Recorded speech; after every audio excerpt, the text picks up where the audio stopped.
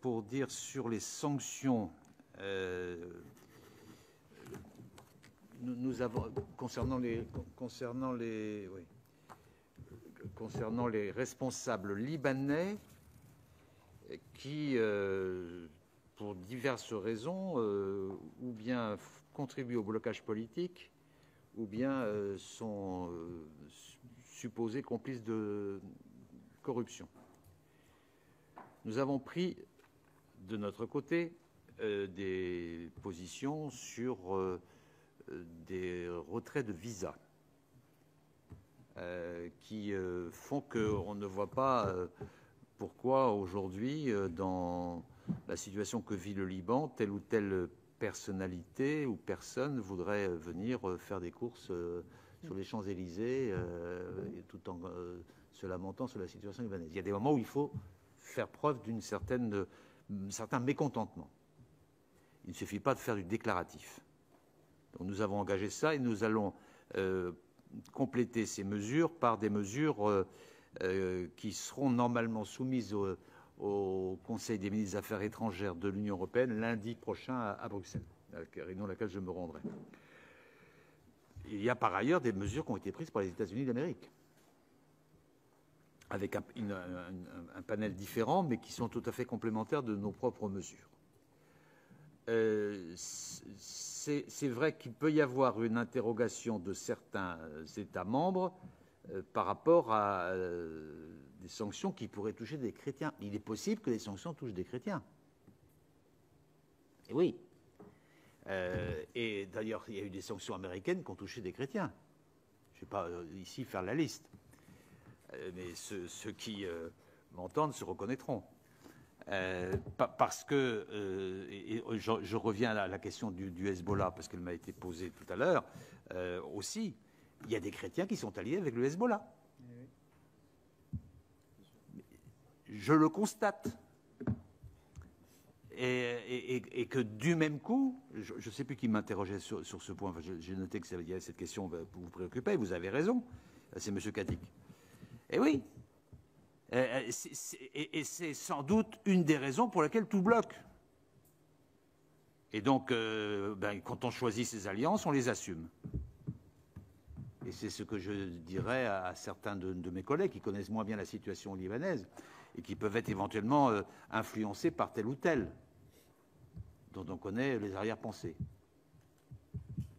Donc, je serai très clair là-dessus. Et pour revenir je suis toujours sur le Liban, à ce que disait M. Guéraud tout à l'heure, sur les relations qui ont eu lieu entre Mme Griot, l'ambassadeur des États-Unis à Riyad,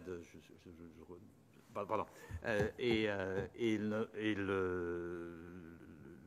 responsable saoudien. Oui, c'est la suite de la rencontre que j'ai eue avec M. Blinken à Rome, ou à Rome, la semaine dernière, et à sa visite ici. Oui, tout ça, c'est le même processus. Alors, comme c'est public, ça continue à être public, bien sûr. Donc, c'est le fait d'essayer d'agir pour la composition d'un gouvernement. Tant qu'il n'y aura pas un gouvernement à Beyrouth, on n'y arrivera pas. Donc il faut qu'il y ait un gouvernement qui soit reconnu. Nous proposons un gouvernement de techniciens, puisqu'il y a un Premier ministre qui a été élu. Il est désigné par l'Assemblée. Donc il faut qu'il puisse composer son gouvernement, mais il rencontre de telles contraintes pour composer son gouvernement qu'il n'y arrive pas. Ou alors il ferait un gouvernement qui ne gouvernerait pas, ce qui n'est pas la solution, puisque certains se font les spécialistes du blocage, du droit de blocage dans le gouvernement. Et le Premier ministre désigné dit, moi je ne peux pas gouverner si j'ai un droit de blocage. Donc on ne s'en sort pas. Donc faisons un gouvernement qui soit un gouvernement qui gouverne, avec des techniciens. Et nous sommes en train d'essayer de travailler sur cette orientation-là. Mais il faut peser de toutes nos forces pour qu'on puisse y aboutir. Et c'est le sens de la démarche que vous avez évoquée. Et pour que les chrétiens restent sur le territoire, il faut qu'il y ait un gouvernement qui fasse des réformes et qui permet à ce pays de retrouver une dynamique. Il y a tellement de ressources et tellement de possibilités pour ce pays que la seule solution, c'est celle-là. Et pour éviter que la fuite ne se produise, il faut qu'ils se solidifient eux-mêmes. Quand le cardinal Raï, je le réponds à M. Cadic, moi à chaque fois que je vais à Beyrouth, je le vois. Et quand il a annoncé ce projet de neutralité, oui, pourquoi pas. Sauf que pour l'instant, à ma connaissance, il n'est pas écouté par les communautés chrétiennes et maronites. Voilà. Et c'est pour ça qu'il parle et qu'il s'exprime publiquement et qu'il va voir le pape pour avoir un message commun. Il n'est pas entendu. Je reviens toujours sur le Liban. Aujourd'hui, la seule colonne vertébrale de ce pays, c'est l'armée.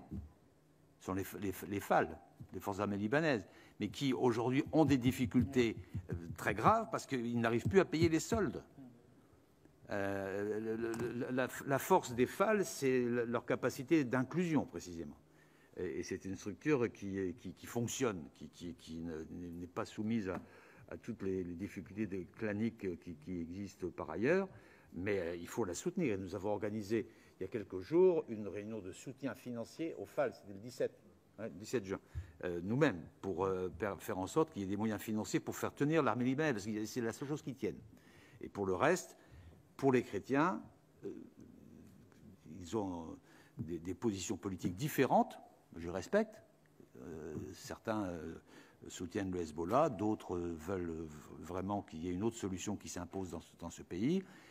Nous souhaitons que le cardinal Raï soit entendu par les chrétiens du Liban. Ça permettra peut-être d'avancer. J'ai répondu à M. Folliot, je crois. Vous disiez que le pays était au bord de l'écroulement. Oui, l'écroulement a commencé. Je pense qu'on n'est plus au bord. La dernière fois que je suis allé au Liban, j'ai dit que c'était le Titanic sans l'orchestre. Voilà, ça commence à couler. Vraiment, c'est dramatique. Donc peut-être que le fait que maintenant il n'y a plus que 2 heures d'électricité par jour, la réforme de l'énergie fait partie du sujet que nous avions abordé ici à Paris lors de la réunion du groupement de soutien du GIS, du groupe international de soutien au Liban, que j'avais organisé moi-même, et dans l'ordre du jour, c'était première priorité la réforme du secteur de l'énergie. Voilà. Donc c'est une préoccupation majeure qui s'impose, y compris la fin du subventionnement de l'essence. Enfin, le travail est gigantesque, mais ce pays ne s'est pas réformé depuis de très nombreuses années, et comme personne ne veut bouger, voilà la situation, y compris l'accumulation des corruptions complices. Donc l'aide humanitaire d'urgence, oui, sera au rendez-vous de la conférence humanitaire que nous organisions.